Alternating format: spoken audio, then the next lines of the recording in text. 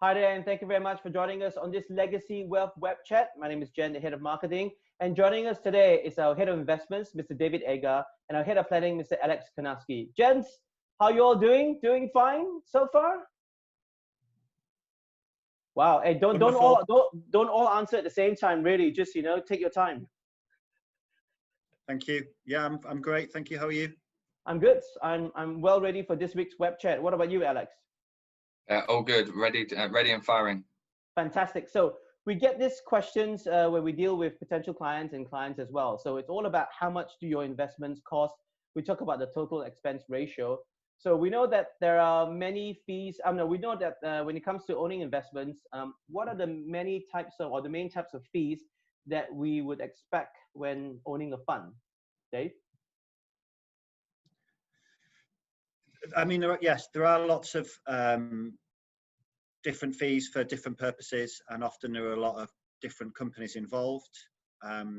So I guess the main ones would be fees relating to the investment itself. So whether that be the fees for a fund manager or fees for whoever the owner of the passive or the promoter of the passive investment is. You might have platform fees, and then if you choose to hire a financial advisor, then there'll be some advice fees as well. Okay, so I mean, we get asked this question as well. So if there are so many fees for different kinds of funds, wouldn't it just be cheaper owning direct holdings? Yeah, the regulators are in some jurisdictions are taking steps to make it more straightforward, because it is bewildering. And even if you, like you say there, you choose to own investments directly, so you go out and you say buy a company or buy a passive structure, then there's potentially additional fees there as well, depending on the platform you use. And then there may well be bid offer spreads depending on the company that you buy or the ETF that you buy. Yeah, that might be the case. Or you may get trading costs and trading fees. So, to say, okay, I'm just going to go out and try and do this all myself is, in many cases, you might end up with a successful investment experience. But my experience has been that there are fees involved in doing that, which the people who do it do not realize. But yeah, in theory, you can do it. So what I would say, and I think we'd all agree here, is that, whatever you decide to do, it's worth taking some professional advice. Now, whether that professional advice is, please, can you help me to do this myself so I don't need to employ you? That's perfectly valid. Yeah. You're not that kind of an individual, then you might say, look, I think it's worth employing someone to, hold my hand through my investment journey. Yeah, it's the value of advice. But Alex, anything to add on to that? Yeah, I mean, it's something that clients often ask us, and I had a call yesterday with a prospective client who said the same thing. How much is it actually costing me to run my investments? And there are lots of scenarios to take account, and in some situations you have effectively layered fees. So you would have the fees associated or the costs associated with the investment itself. Then, as Dave mentioned, sort of the platform costs and the advice costs, and it can be difficult for clients to understand exactly what they're paying for when there are so many layers of charges. And so in some of the more highly regulated environments, particularly like the UK, for example, they have this term called TER or OCF, so total expense ratio or ongoing charges figure. And they're one and the same, they mean the same thing. It's effectively a single number that tells you all of the costs associated with your portfolio or your investments. And so that can be a really useful tool.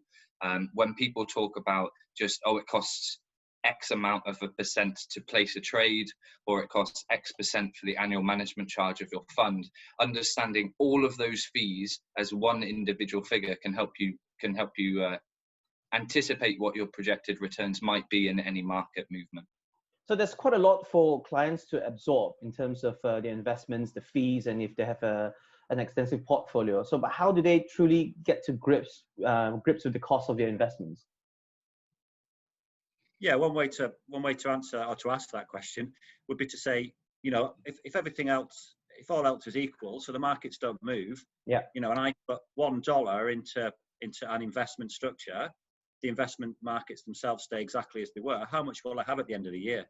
Because that kind of cuts through the fund layers, the platform layers, and then the advice fees as well.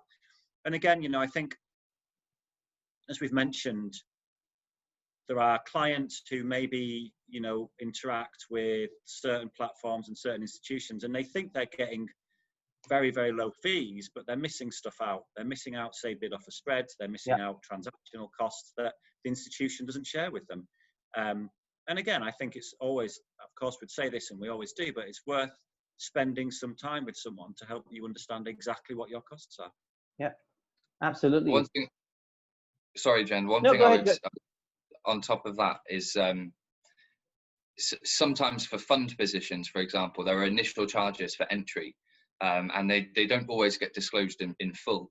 And so being in a position where your allocation to the investment is 100% on day one, can obviously give you a far better opportunity to accumulate wealth over the medium to longer term. Yeah. So, I mean, if any of you watching out there, if you've got any questions for us, and also if you want to get a review of the cost of your investments, you can get in touch with us. It's legacywealth.sg. You can find us on LinkedIn and on Facebook as well. So once again, many thanks to Alex and Dave.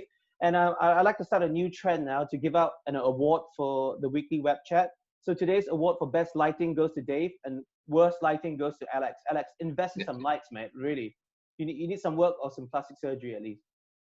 Yeah. Yeah, thanks, mate.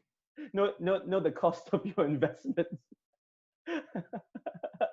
All right. On that note, thank you very much for watching, and we'll see you on next week's weekly web chat. Thank you. Bye-bye.